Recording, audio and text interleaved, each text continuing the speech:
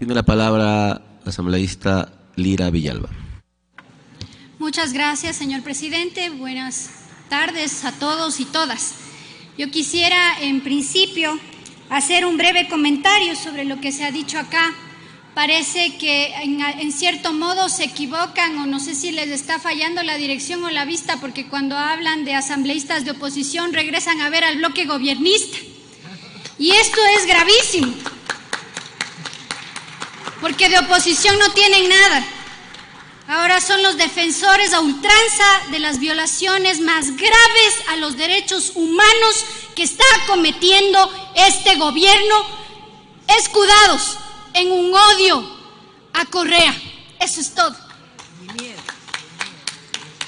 Pero yo quisiera dar mi enfoque en la intervención, no desde el punto de vista de la defensa de los derechos de las empresas privadas, porque el Código Orgánico de la Salud está regulando un derecho humano, no un negocio, no el negocio de los amigos, de los particulares que quiebran los hospitales por malas administraciones, no porque no tienen los ingresos suficientes. Así como quiebran bancos, como quebraron bancos. Así esos son los antecedentes. Así que no quiero referirme a eso, sino quiero referirme exclusiva y específicamente a lo que dice el Código Orgánico de Salud. Sin duda, haciendo notar a ustedes, señores asambleístas, que hemos tenido 2 meses de lapso para seguir debatiendo sobre este código, y me parece que es importante que tengamos una continuidad temporal para debatir de forma ordenada este tan importante código. Primero quiero referirme a lo que tiene que ver a las normas para volver eficaces los derechos que bien se han desarrollado en el Código Orgánico de la Salud que estamos debatiendo. Pero deben existir mecanismos indudablemente que vuelvan más eficaces, aplicables esos derechos. Y nos parece que hay una insuficiencia en la redacción del código que debe mejorarse y por lo tanto propongo que se incluya un artículo donde diga que todos los derechos reconocidos podrán ser ejecutados mediante la vía de reclamo administrativo ante el director provincial del territorio correspondiente, y si estos incurrieran en alguna de las circunstancias de las que representan faltas administrativas del artículo 399, 400 y 401, podrán activar lo dispuesto en el artículo 399 presentando una denuncia ante el director provincial, el mismo que tendrá un plazo de 30 días para contestar el reclamo a la denuncia.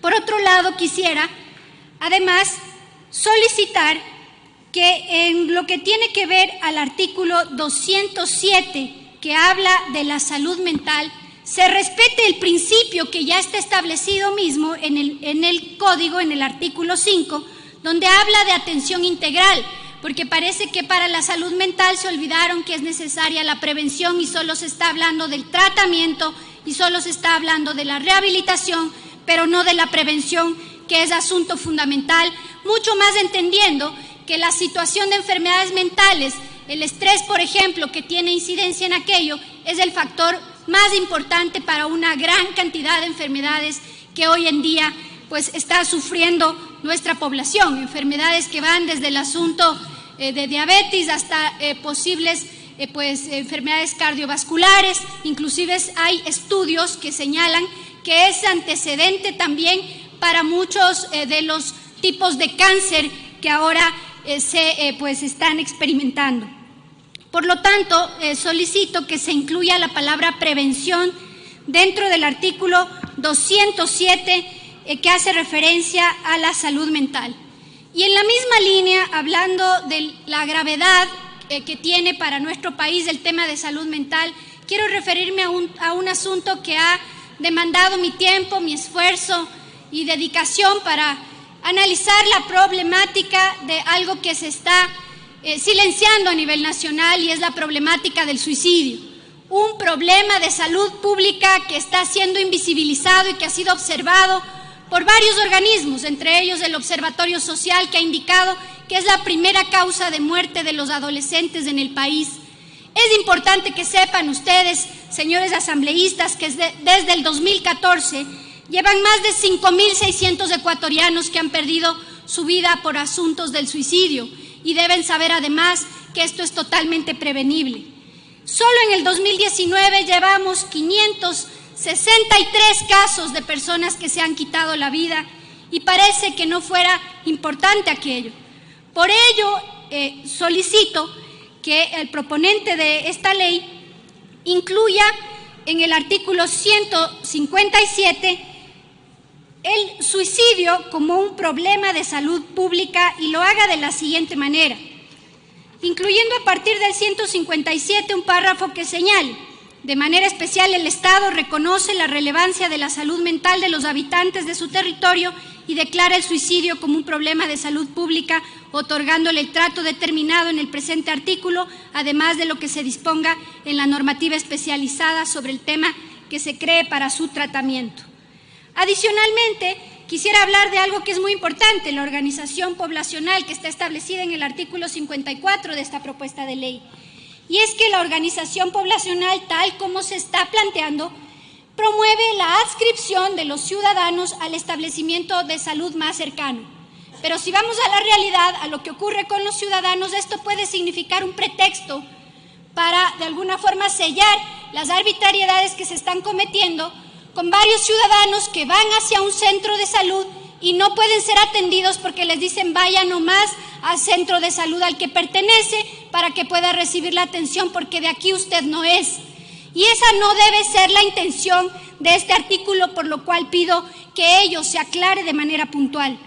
También quisiera hablar acerca del financiamiento de la salud pública. Si bien es cierto, en el Código está establecido la forma como se deben distribuir los recursos, es importante que se atienda lo establecido en el 367 de la Constitución, que hace referencia a que los recursos en materia de salud deben ser entregados con oportunidad, con regularidad y con suficiencia.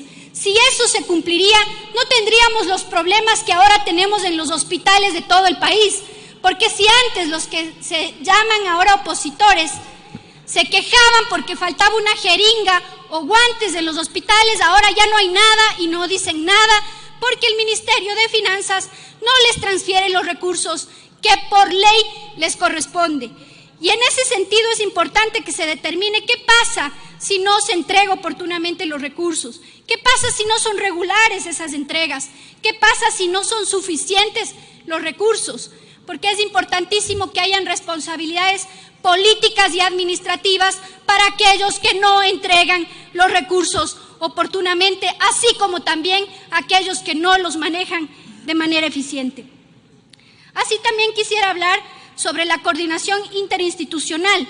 En el artículo 7 se dice que será necesaria la coordinación entre varias instituciones para el tema de prevención y otros temas para garantizar el derecho a la salud.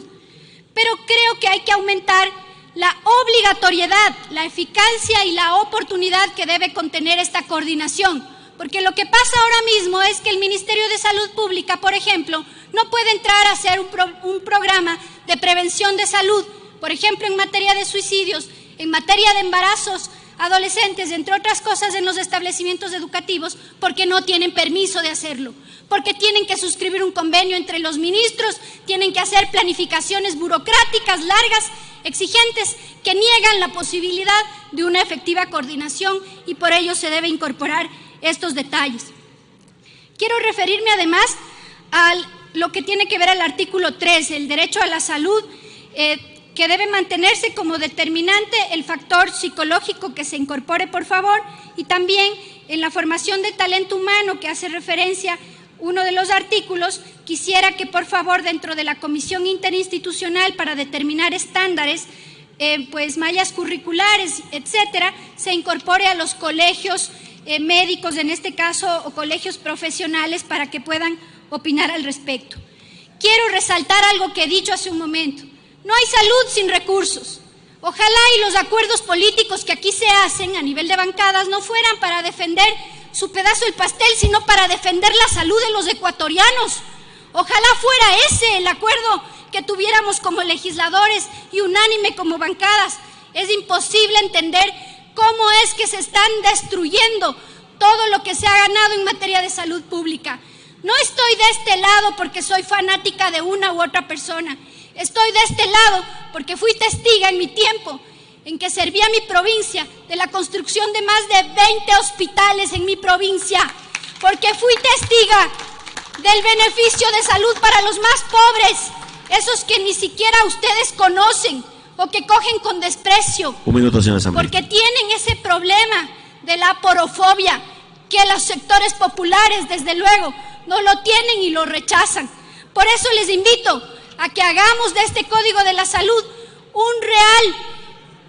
una real defensa con este Código de la Salud del derecho humano a la salud pública de los ecuatorianos y las ecuatorianas. Muchas gracias, señor presidente.